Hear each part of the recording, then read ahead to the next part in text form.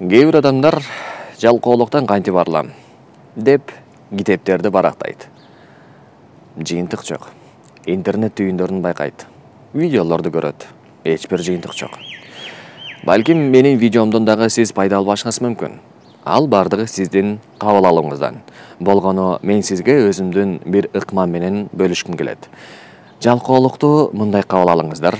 Каалоо бар жана каалоо жок деп элестетиңиздер. Мисалга айталык, эгерде сиз эртең менен саат 6-да турушуңуз керек болсо, өзүңүзгө бир максат койдуңуз. Эртең менен саат 6-да туруп мен Куран окуп баштайм. Эртең менен саат 6-дан баштап мен намаз окуп баштайм. Эртеңден баштап мен намаз окуп баштайм деп кечинде ниет кылдыңыз, анан эртең менен саат 6-га турушуңуз керек.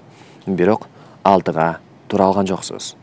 Турдуңуз күнүмкүдөй саат 9-да турдуңуз. Көзүңүз шишиген абалда. Өзүңүзгө нааразысыз. Анан эки жакта карап, кайра эле эч нерсе өзгөргөн жок. Мен кайра эле ошол абалдамын. Кайра эле кечеги койгон максатымды ишке ашыра албадым дейсиз. Себеби кечеги күнү дагы сиз кечинде ниет кылып, мурда күнү ниет кылып, анан кечеги күнү сиз кайра эле тура алган жоксуз.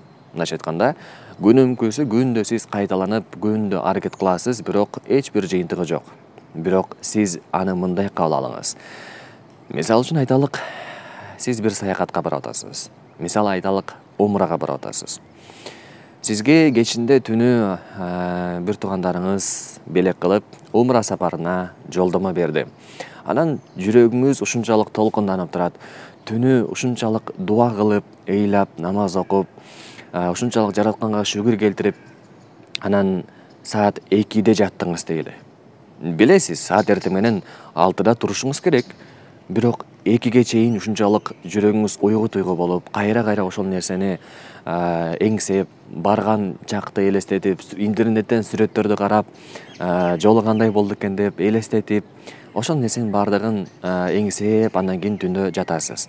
Бирок таңкы саат 6 эмес, саат түндө 4-тө дагы, 5-те дагы, 5:30-да дагы, 5:59-да дагы сиз уйкуңуз канган абалда турасыз. Башкача айтканда, түнү керек болсо 4 саат гана укташыңыз керек болсо, 4 сааттын ичинде 10 жолу ойгоносуз. 10, 20 жолу ойгоносуз. Эмне үчүн? Себеби дегенде сиздин жүрөгүңүз ал нерсени сезип турат. Сиздин жүрөгүңүз мээңизге приказ берип турат, буйрук берип турат. Кана, убакыт болуп калды экен, саатты карап койчу. Биз ушунчалык деңгээлде сезимибиз бизде ар болуп алгандыктан, кайра саатты карап, качан убактысы келет деп ошентип кубанабыз. Бул бир нерсени күтүүдөгү болгон нерсе. Өзүңүз ушунчалык кубана турган нерсе, ал нерсе. Мейли, умра дебейли, же бир сапар дебейли, жөн гана бир айылга жөнөп атасыздар.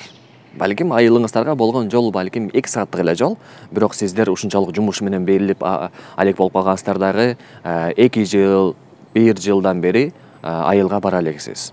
Чоң ата, чоң энеңизди көрө элексиз.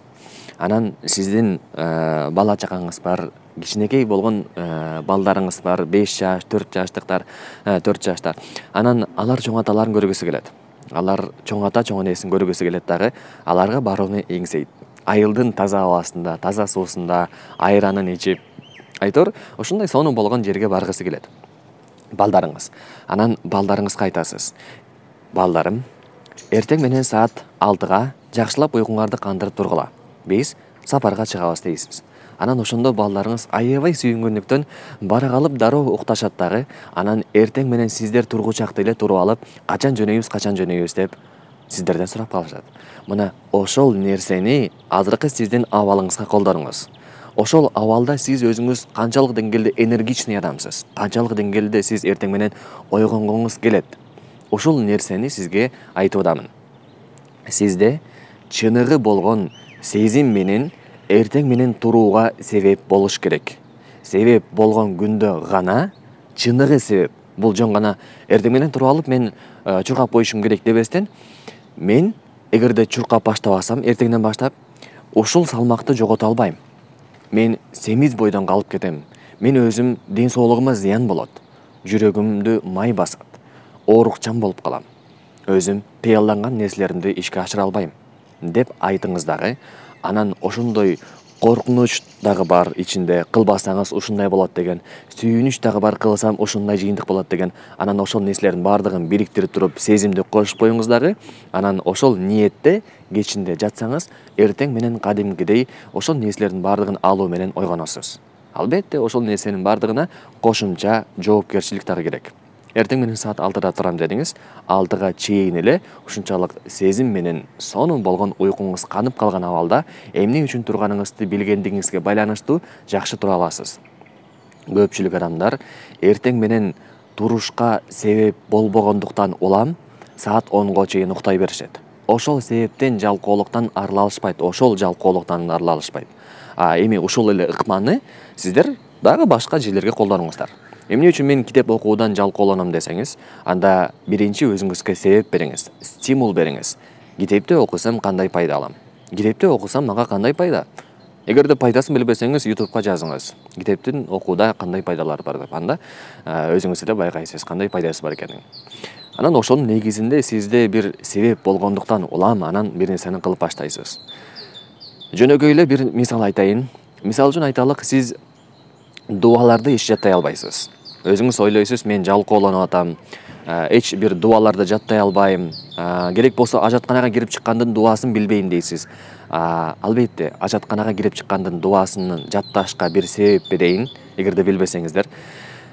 Ал жака ажатканага киргенде, ал жакта жиндер дагы бар. Билесиздер, жиндердин өздөрүнүн байырлай турган өрөөнү мына ошол мусор, күл, ажаткана, мына ошол жактар болот эсептелет.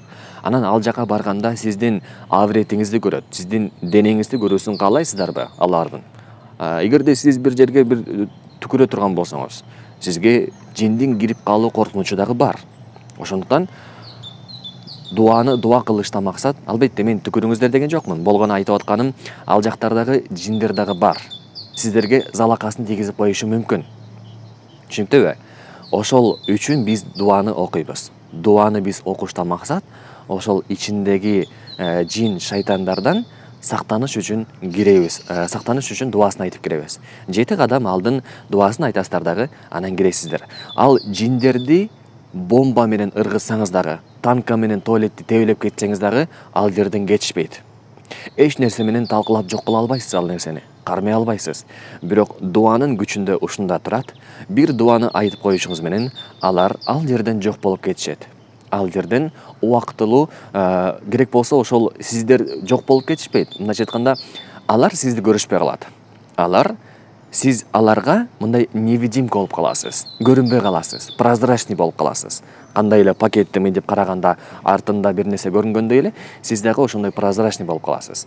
Ажатканага кирдиңиз, дуаны айтып, алар сизди көрүшпөйт таптакыр. Эч кандай көзүнө көрүнбөйт. Кадимгидей эле сиз жиндерди көрбөгөндөй эле, алардын дагы көздөрүнө сизди көрбөй турган парда тосулуп калат.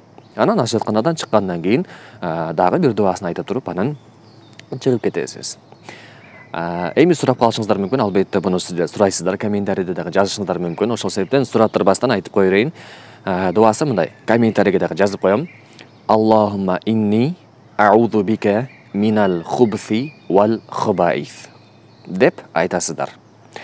Чыгып аткан чакта 3 кадам тыштагандан кийин сол жакта карап туруп 3 жолу түкүрүп, гуфронага, гуфронага, гуфронага деп коесуздар.